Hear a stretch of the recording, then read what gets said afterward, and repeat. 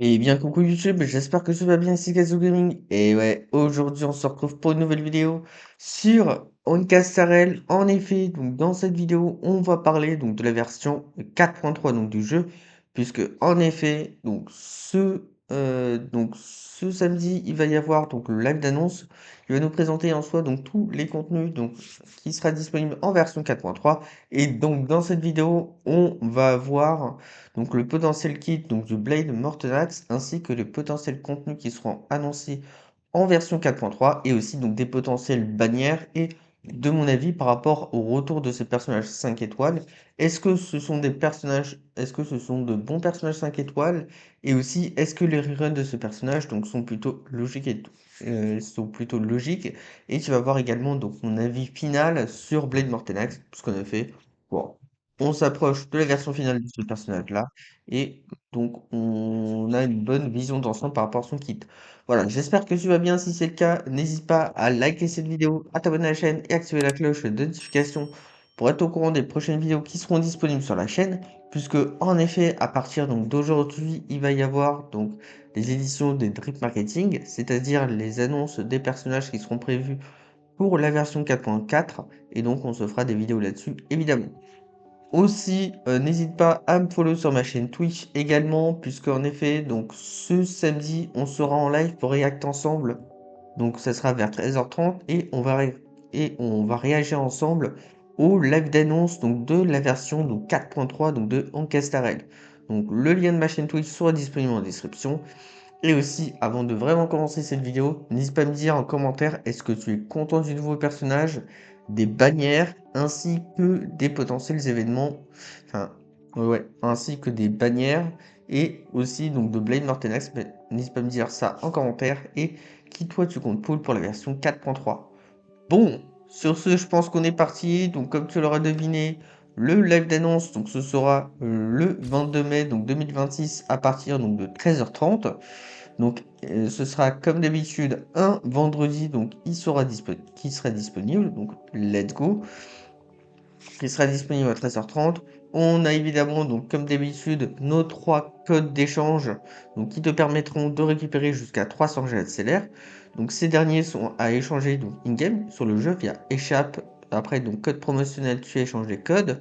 Ou bien via le lien HSR Gift, donc qui se retrouvera en description. Donc, comme ça, on va pouvoir récupérer jusqu'à 300 GSLR, ce qui va être extrêmement intéressant. Aussi, donc en version 4.3, on va voir, donc j'imagine, la suite donc, de la quête pionnière.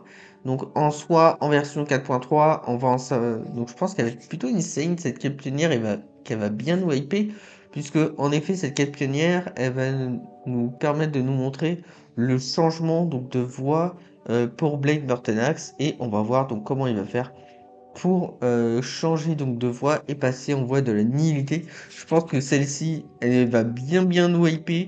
Aussi, je te l'ai pas dit, mais la version 4.3, elle sera disponible donc, dès le 1er juin. Donc, let's go. Cette quête finale qui va bien nous hyper. On va voir donc des détails complémentaires donc, sur celle-ci donc, lors du live d'annonce. En espérant ouais, qu'on va avoir pas mal d'informations par rapport au lore et aussi par rapport au futur du jeu. Je suis trop hype déjà par rapport à la quête d'histoire. On aura évidemment donc la présentation donc, de Blade Mortenax. Donc le nouveau personnage est le seul personnage donc, qui est prévu pour la version donc 4.3. Blade Mortenax, donc petit rappel, ce sera un personnage donc d'élément feu et un personnage donc qui fait partie donc de la voie de la nihilité. Et en effet, parce que les Acheron Bane qui regardent cette vidéo, vous allez leur être très chanceux. Donc Blade Mortenax c'est un personnage donc qui va être très fort puisqu'en soi ce personnage là est un personnage donc de la voie de la nihilité et il va extrêmement bien synergiser avec Acheron. Parce qu'en effet, avec l'un de ses passifs, bon, ce que je te dis donc, par rapport à Blade Mortenax, c'est issu donc de rumeurs, ce qui veut dire qu'il peut y avoir donc, des changements. Mais en soi, en gros, le personnage de Blade Mortenax, c'est un personnage qui va permettre donc d'avoir un rôle donc de sustain, c'est-à-dire d'avoir un rôle de survie. De plus, en plus de cela, ce personnage donc il va permettre donc de buffer grandement les dégâts d'ultime avec Acheron, donc let's go. Et aussi, on va pouvoir récupérer donc pas mal de recharge donc, par rapport à celui-ci. Donc ça va être un nouvel allié qui va buffer Acheron. Après, on va voir avec la sortie de celui-ci, est-ce que ce personnage donc suffisant pour relancer Acheron dans la méta, qui actuellement est un personnage qui est un petit peu en retrait. Et est-ce qu'il va être suffisant donc pour la relancer sur la méta? On va voir aussi est-ce que son code de lumière est nécessaire ou pas. Et voilà, la sortie de ce personnage, je pense que ça va être plutôt intéressant. Et finalement, par rapport aux teams donc liés aux attaques de suivi, si tu as le personnage en Eidolon 2, il va pouvoir être bon pour les attaques de suivi, mais je te conseille pas d'investir avec des Eidolon sur celui-ci. Alors, aussi, donc le nom de la version, donc ce sera dans les tréfonds du l'été, donc ce qui nous laisse sous-entendre que, encore une fois, peut-être, on devrait avoir donc de nouvelles zones qui seront disponibles donc sur la GSR. Donc, let's go. Aussi, bon, comme événement, comme d'habitude, on pourrait avoir donc une multi offerte, ce qui est vraiment extrêmement intéressant. Aussi, lors de cette version, il devrait y avoir donc deux nouveaux sets de reliques qui devraient être disponibles. On devrait avoir un set de reliques donc pour Blade Mortenax, donc pour son build. Donc il faudra, donc je te conseille pas le préfarm puisque son set de reliques sera disponible en version 4.3, ainsi qu'un second set de reliques pour le personnage de la version 4.4 qui, selon les rumeurs, donc s'avère être Himeko, donc la nouvelle voix donc d'Himeko. Donc si ça se confirme de pain, on en parlera un petit peu plus en détail. Sinon, donc on va parler donc par rapport aux bannières. Donc par rapport aux bannières de la version 4.3, donc ces bannières donc sont extrêmement fiables, mais il peut y avoir donc quelques changements. Donc s'il y a des changements, donc ils seront communiqués lors du live d'annonce. Donc en termes de bannières, tout naturellement en première partie, donc ça c'est confirmé à 100%. Tu vas avoir l'apparition donc de Blade Mortenax. Et aussi, comme ce qu'on peut voir à l'affiche, on voit également à l'affiche du live, il y a Yao Gang. Donc le rerun de Yao Gang donc, devrait être en première phase avec Blade Mortenax.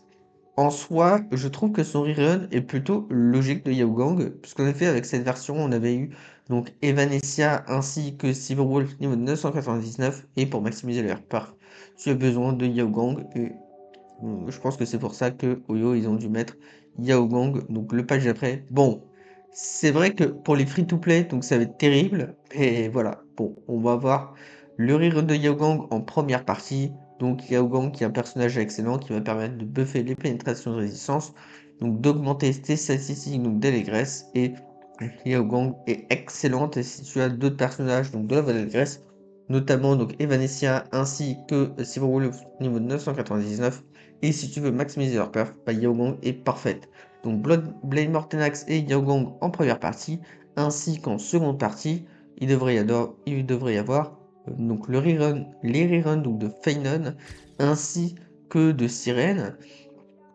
En soi, Sirène, Sirène est un personnage donc, qui est excellent, surtout si tu joues des personnages donc d'Amphareus, qui va permettre donc d'augmenter leur durabilité. Donc let's go. Après, l'inconvénient, c'est que pour avoir ton ultime, il peut être assez long à régénérer, sauf si tu utilises donc des personnages autour des Mnesprits, donc des personnages qui utilisent des invocations comme Castoris, comme ça tu vas pouvoir récupérer beaucoup plus facilement. Et en gros, son ultime qui va permettre d'augmenter leur perf donc l'ultime donc de série qui va permettre d'augmenter donc tes performances, les performances des autres personnages donc d'Amphareus, donc qui est extrêmement intéressant si tu joues autour des personnages donc d'Amphareus.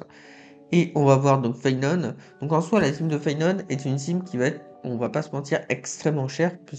Bon, c'est plutôt pas mal, c'est que avec lui, on avait donc le Daring Permanent Sorcerer, donc le nouveau Daring qui est excellent, qui va permettre d'apporter de la survivabilité au personnage.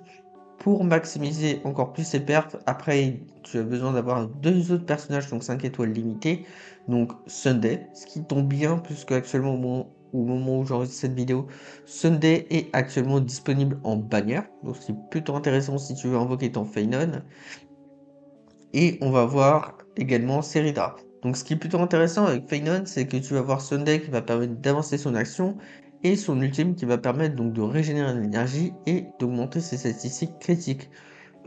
Comme avec l'ultime, on va augmenter l'énergie, comme ça, on va gagner beaucoup plus de charge avec Feynon. Quand tu vas voir sa charge maximum, tu vas voir beaucoup plus de dégâts.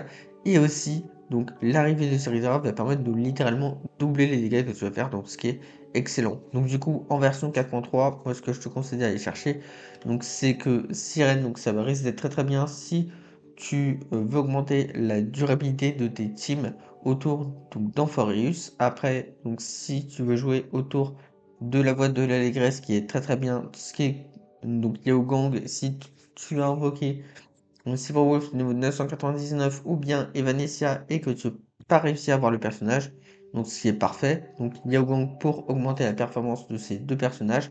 Mais attention, avec Yao Gang, c'est pareil comme donc comme le Feynon et tout comme également donc Sirène et aussi ouais donc tout comme Sirène, ça veut dire que tu vas avoir donc leur cône de lumière signature pour avoir un maximum de performance avec ces derniers et donc par rapport au nouveau Blade Mortenax, donc celui-ci c'est si tu veux augmenter les performances donc de type de nihilité, tout comme Acheron, tout comme ce personnage peut être jouable en type dot, hein, évidemment.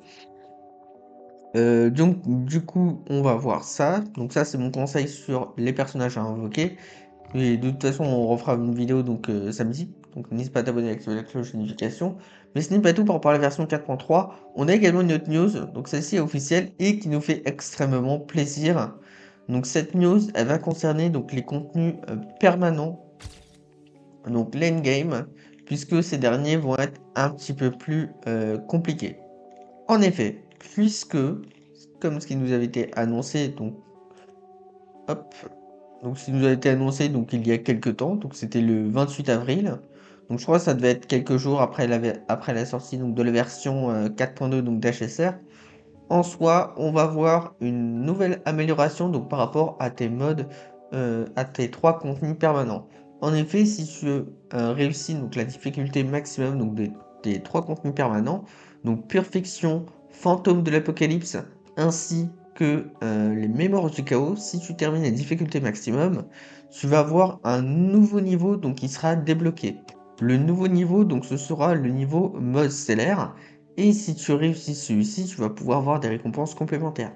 Ce qui veut dire que dans ce mode stellaire, tu vas définir donc trois équipes. Tu vas utiliser trois teams pour terminer ces contenus-là.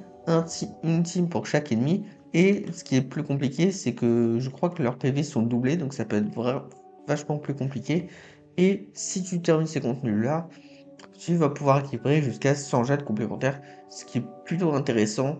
Et donc là, on n'a pas tellement donc d'autres détails sur ce mode-là, mais on sait que ça va être un peu plus compliqué. Donc c'est un excellent bon ajout sur HSR, surtout pour les tryharders ou si tu voulais un autre contenu permanent. Donc comme ça, on a cet ajout-là, ce qui est parfait. Et sans doute, on aura plus de détails de ce mode lors de ce live d'annonce de la version 4.3. Voilà, donc c'est tout ce qu'il faut savoir par rapport à la prochaine à ce qu'il pourrait dire donc par rapport à ce futur live. J'espère en tout cas que cette vidéo donc t'aura plu. Trop trop hâte d'être là-bas. On se retrouve donc on va se react en live sur ma chaîne Twitch donc là-bas donc ça sera vers 13h30. Donc, le live sera disponible vers 13h30.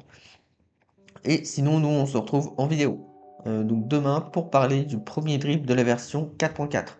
Voilà, merci d'avoir suivi cette vidéo. Si c'est le cas, n'hésite pas, si cette vidéo t'a plu encore une fois, n'hésite pas à liker, t'abonner à la chaîne, activer la cloche de notification. Et surtout, évidemment, on follow sur Twitch, puisque, et oui, on sera en live, donc vers 13h30 sur Twitch, pour react à ce live d'annonce. Et après, donc, après, de toute façon, tu pourras venir pour donner ton avis, etc. Est-ce que tu seras content ou pas? Et après, de toute façon, on se fera des vidéos. Mais si tu n'as pas pu y assister, on en reparlera évidemment en vidéo bien sûr, donc il y aura la vidéo recap live comme d'habitude.